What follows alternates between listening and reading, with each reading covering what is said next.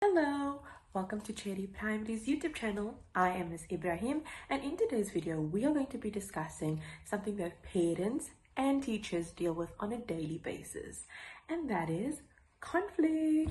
This video will go into more depth on the different types of conflict, the importance of assisting in conflict, the roles of the teachers and the parents, and strategies to encourage positive behavior.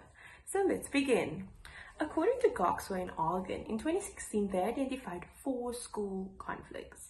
The first is lack of communication conflict, the second is personal conflict, the third is ideological conflict, and the fourth and final is organizational conflict. So why do we need to assist foundation phase learners during conflict?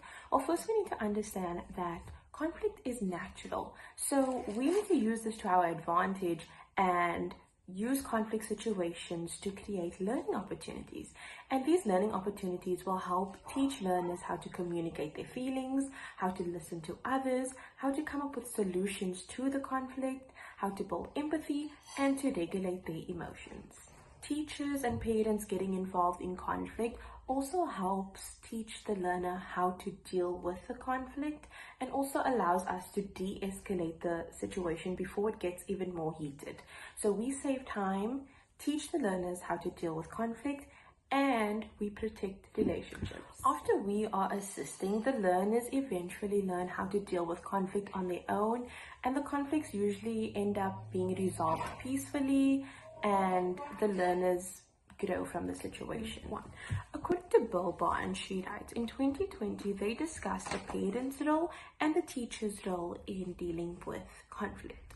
The parent's role is to model calm behavior, teach their children how to listen and cooperate in disagreements, and to teach children how to set their boundaries in a respectful manner. The teacher's role is to create a respectful and welcoming environment for all learners where they are able to express their feelings and emotions in a safe manner. They also guide learners into solving issues, not giving them the answers, but just nudging them in the right direction, allowing them to critically think of solutions to solve the problem. And they also encourage and foster skills like communication, empathy, self-control in these conflict situations. According to the Welsh Government, in 2012, they discussed strategies to help promote positive behavior. This included building strong relationships with the learners. That way the learners feel comfortable enough to express how they are feeling. If a situation made them uncomfortable at school, at home, they will be honest and it will help you solve the problem quicker.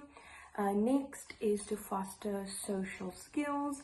These skills are important because once the learners understand how to implement these skills in conflict situations, they are able to deal with the situations in a more peaceful manner. So, for example, listening. If they listen to each other in a disagreement, they will be able to come up with a strategy to deal with the situation together. Discussions about the conflict topics, for example, not sharing.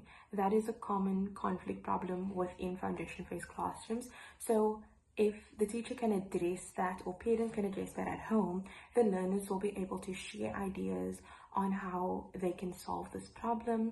They can share their experiences or how they dealt with conflict and how we as a class can deal with it together. Last is to be consistent and fair.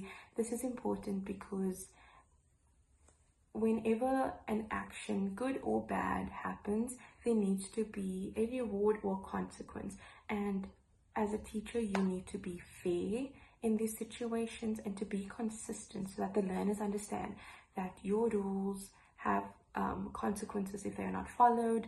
The routines will be retrained, re-established if not followed properly, etc. Thank you so much for watching this video. I hope you learned a lot on how to deal with conflict at home and at school and how to implement these strategies in order to promote positive behavior. If you would like to see any other videos or any other situations you would like me to give advice on, please do comment down below and give this video a like. Thank you for watching. Bye.